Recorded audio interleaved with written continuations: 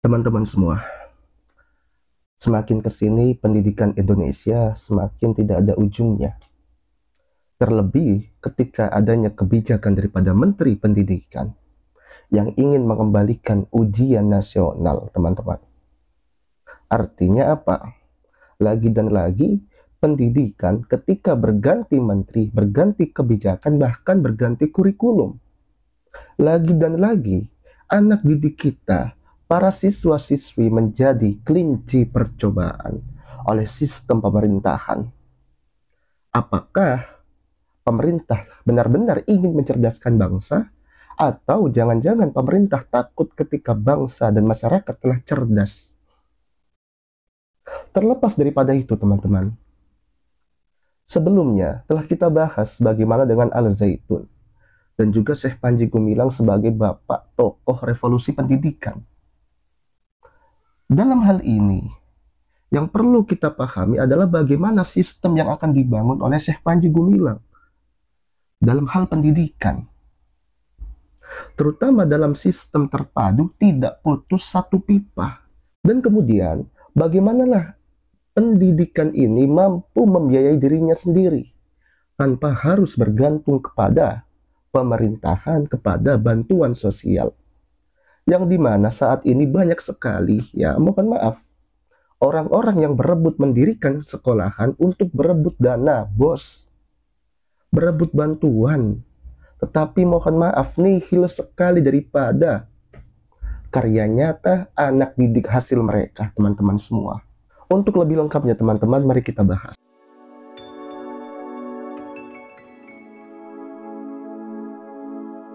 Rahayu, teman-teman semua, merdeka. Teman-teman semua, wajib kita sadari bahwa pendidikan di Indonesia kian hari semakin semrawut. Pendidikan tidak ada marwahnya, pendidikan hanya sebatas slogan belaka, atau bahkan pendidikan hanya menjadi komoditi bancaan oleh elit-elit politik, teman-teman semua. Terlebih lagi ketika Menteri Pendidikan ingin mengembalikan sistem ujian nasional untuk siswa-siswi kita. Masih teringat jelas dalam ingatan saya sebelumnya, betapa banyak para siswa-siswi yang depresi karena gagal atau takut tidak lulus ujian nasional. Ada yang bahkan mereka sampai bunuh diri sebelum melihat hasilnya. Atau bahkan ya, sampai terjadinya kecurangan. Jual beli kunci jawaban. Dan itu sudah lumrah terjadi. Bahkan saya juga merasakan akan hal itu. Apakah mau seperti ini lagi sistem pendidikan di Indonesia kita? Mengapa para siswa-siswi senantiasa dijadikan sebagai kelinci percobaan? Mengapa pemerintah tidak mengambil langkah untuk mengembangkan potensi yang ada pada diri siswa ini? Terlebih lagi teman-teman semua, kementerian ataupun pemerintahan masih terjebak dengan romantika masa lalu pada abad 20. Seakan-akan mereka enggan sekali berubah. Terlebih lagi teman-teman semua, Indonesia adalah negeri dengan sistem tambal sulam. Ganti menteri, ganti kurikulum. Itu senantiasa terjadi, teman-teman semua. Dan satu hal, suatu fakta yang tidak terbantahkan adalah apa? Pendidikan di Indonesia terputus-putus. Artinya apa? TK sampai ke SD bisa jadi TK dengan SD-nya berubah. SD ke SMP bisa jadi SD dan SMP-nya berbeda. SMP ke kuliah atau SMA sampai ke kuliah bisa juga sistemnya terputus, berbeda teman-teman semua.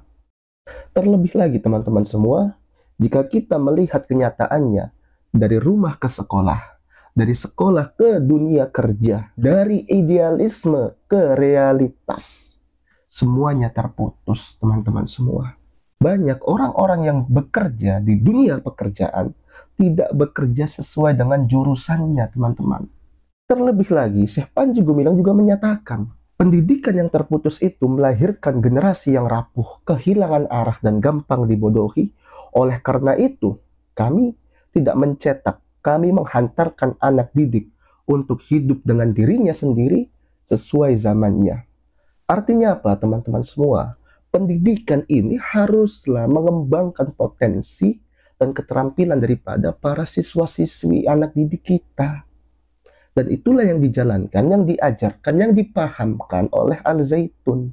Kemudian teman-teman semua, jika kita berbicara tentang revolusi pendidikan, sebagaimana yang digagas oleh Syekh Panji Gumilang bersama Al-Zaitun, maka Al-Zaitun ini sibuk membangun ekosistem secara penuh, total, menyeluruh, komprehensif, tanpa putus, teman-teman semua.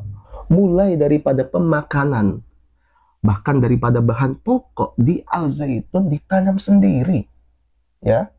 Kemudian laundry, cuci pakaian. Ini untuk para santri pasti sering mengalami. Terutama saya dulu juga sering mengalami baju dicuci besoknya hilang. Itu sangat sering sekali. Kemudian apa teman-teman semua? Daripada hal keamanan sampai hal kesehatan mental dan spiritual. Artinya apa?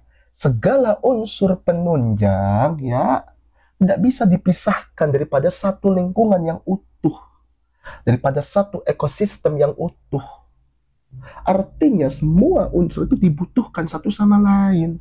Terlebih lagi Syekh Panji Gumilang juga menegaskan teman-teman bahwa ekosistem pendidikan bukan hanya guru. Ingat, ekosistem pendidikan bukan hanya guru.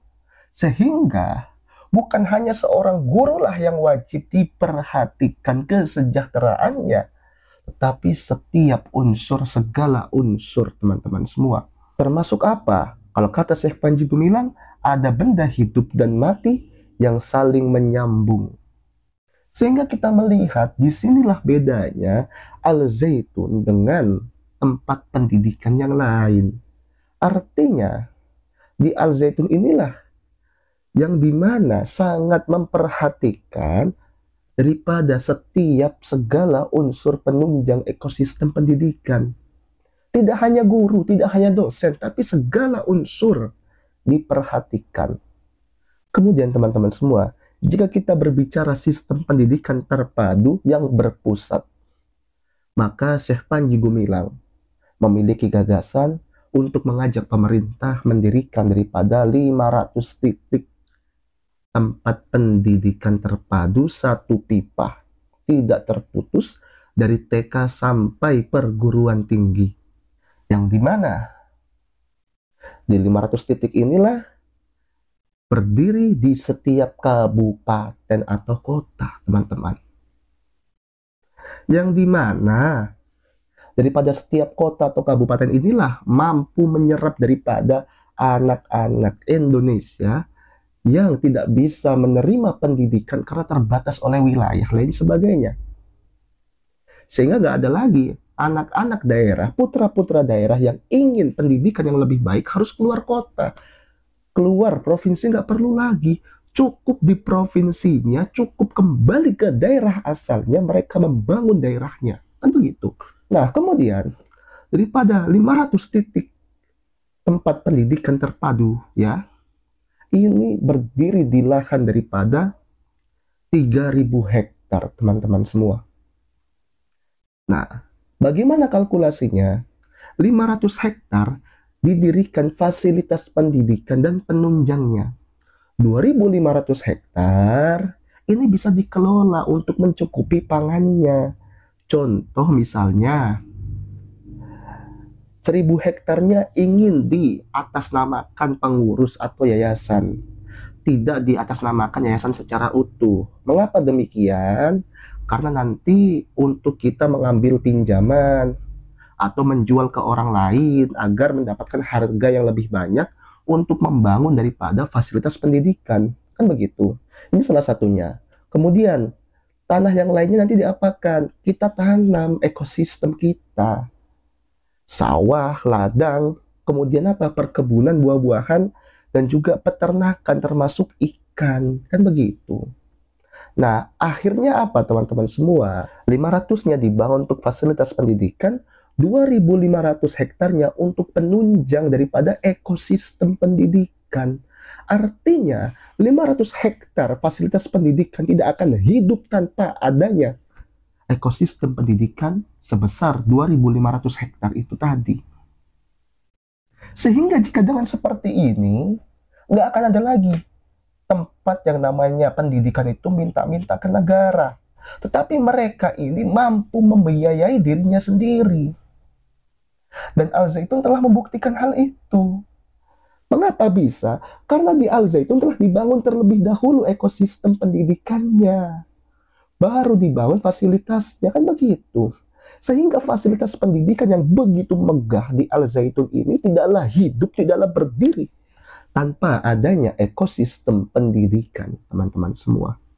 Kita kembali, teman-teman, ketika Syekh Panji Gumilang menyampaikan gagasan pendidikan abad 21 di DPR RI pada waktu itu, beliau ditertawakan oleh orang-orang kolot, orang-orang jumut, orang-orang jahil murakkab yang mereka tidak mau maju, teman-teman semua. Terlebih lagi saya menduga mereka ini orang-orang kolot takut ketika proyek bansos ini tidak lagi ada di pemerintah, sehingga pendidikan tidak bisa lagi menjadi ladang korupsi untuk mereka, teman-teman semua.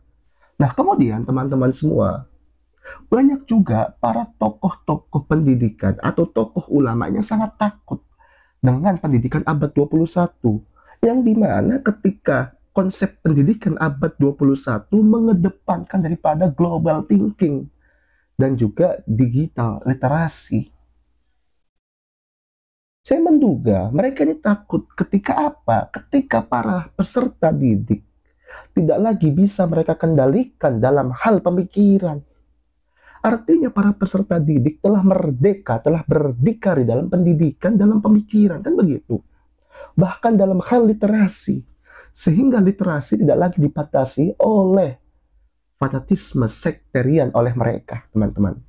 Dan juga, kenapa saat ini kembali lagi kita kepada sistem penjurusan IPA, IPS, dan bahasa? Kalau kita mau jujur, bisa jadi teman-teman, mereka ini takut kehilangan atas dominansi mereka terhadap sistem pendidikan yang telah mereka monopoli selama berpuluh-puluh tahun. Sehingga kita melihat kok, hasil pendidikan di Indonesia saat ini banyak sekali mencetak anak-anak penurut, bukan anak-anak yang mereka memiliki nalar kritis untuk berpikir.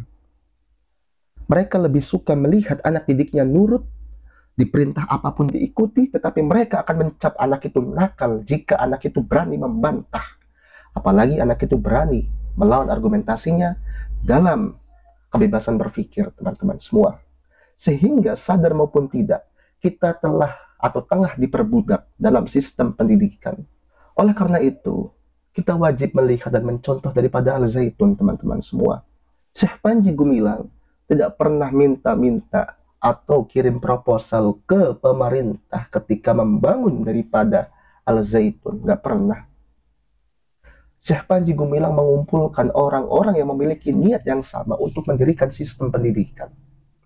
Mereka saling bergotong royong dan bahkan mereka juga menjadi wali santri daripada anak-anak mereka. Dan gotong royong itulah sikap sifat daripada bangsa Indonesia, teman-teman semua. Kemudian ketika telah seperti itu, diwujudkanlah hasil gotong royong itu dalam satu kesatuan sistem pendidikan yang utuh, yang tidak terputus dari hulu ke hilir, teman-teman semua. Sehingga kalau kita melihat, ini bukan sekedar pesantren, teman-teman.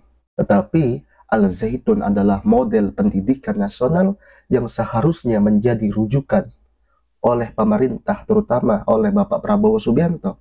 Besar harapan kita agar Presiden RI ke-8 ini mampu menjalankan daripada revolusi pendidikan. Semoga dapat dipahami teman-teman semua. Wallahu muwaffiq ila aqwamit thoriq fastabiqul khairat. Rahayu untuk teman-teman semua, merdeka.